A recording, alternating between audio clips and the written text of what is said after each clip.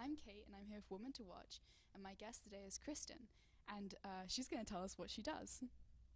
I'm the CEO of MathTunes Media, and we have a software called Practi that we've just launched. So Kristin is kind of on the path to rethinking the way that we do learning or education. But before that, she was an educational consultant. So what made you do the transition? I started to think about moving into educational software around 2011 when the iPads and iPhones got really popular. And the kind of students that I had were around first year university, and they were all running around with a lot of smartphones and a lot of tablets and very excited about them. And I could see that it was a really easy way to engage them, and I thought, let's help them do some learning on those. Yeah. So you're a CEO of a company in Kelowna, and you're also a female CEO of a company in Kelowna. What is that like? Could you just give me, I don't know, it's difficult, but a summary of what it's like living day to day like that? It feels a lot like being a female, for sure, and being a CEO, and it feels a lot like being in Kelowna. Other than that, I think it's a really good time. I might be in a really interesting sector for that. I don't know if it's because I've looked for opportunities or because the opportunities are there. I mean, this is an opportunity because apparently I'm a woman to watch. But the Canadian Trade Association has been really good about trying to identify women in technology in Canada and make sure that, we're aware of programs that are there. And I find that Kelowna is, I don't know, I mean, it's got a pretty happy, tight-knit, good, supportive technology community, and there are quite a few women in there, and whoever isn't a woman is pretty happy that the women are in there, so literally no problems, actually feel super supported here. That's awesome. That's so great to hear. I think we should be really proud of that. So, you're also a mentor for something called the WISE program, which is Women in Science and Engineering, and that's at UBCO. Can you tell me a little bit more about that? Yeah, that's been going on for quite a few years, and one of my really good friends was, and probably still is, I haven't talked to her for a little while because I've been so busy, a big part of both organizing that and being a part of the research group that works with women in science and engineering. And I guess quite a few of my friends have been female mentors in science and engineering, and I really just like that we have a university here. I'm pretty geeky about research. That's pretty much my happy place. And I really wanted to make sure that I was spending some time connecting with other young women in science and technology. And so the opportunity was there at UBC, took part. I'd take more part if I had time, but now I'm super busy. Yeah. Seems to be a bit of a curse. Yeah. But so you deal with these young women who are in a male-dominated field, and it's changing, but it's male-dominated right now.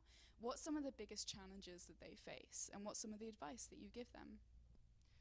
Uh, it's pretty standard, and most people talk about this a lot, that the transition as women are moving into more, I guess, what people would call male traditional spaces is just, I mean, we talk about it all the time, it's just being a loudmouth and getting in there and making sure that you're one of the first people to raise your hands, one of the first people. It's classic and cliched, but the whole lean in idea, it's absolutely true. So a lot of the mentoring that we do, especially with young women who have degrees in science and technology and are moving into their career phase, is just letting them know, you have to be out, you have to be networking, you have to be letting people know about your skills, you have to actually be your own number one cheerleader and ambassador, and helping them learn how to be a self-ambassador is a lot of what it is for their success. And you find that the girls struggle with that more than the boys do, and that's why we have the WISE program? As far as I know, and I don't want to speak for the WISE program and the history of it, but as far as I know, that was one of the reasons that they began, was because young women who were transitioning into careers in science and engineering and technology were basically saying, we would really like to be able to get the kind of mentoring that is missing for us, so that we're learning some of the skills that you don't learn in formal education, like how do you position yourself to effectively move into a career? How do you properly promote yourself? How do you position yourself in your third and fourth year to make decisions about, am I going to continue with academics? And even with that, how's that going to help with my career?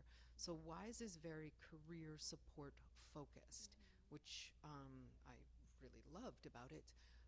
And I can't compare because I haven't mentored any boys, but the reason that it came up was because there was a recognition that that kind of mentoring as you're moving from the stage of education and into career is essential, because people can't really teach you in a classroom. You know, you've got to make sure, go up, go talk to that person. I spent more time working not just on resumes with the young women that I was mentoring, but also bringing them to events and introducing them to people and walking them around and letting them know, if you have career aspirations, the path that goes from where you are today to that end career aspiration has to be charted by you and walked by you. So lots of mentoring around that, and my sense is it's a really positive and a really successful program.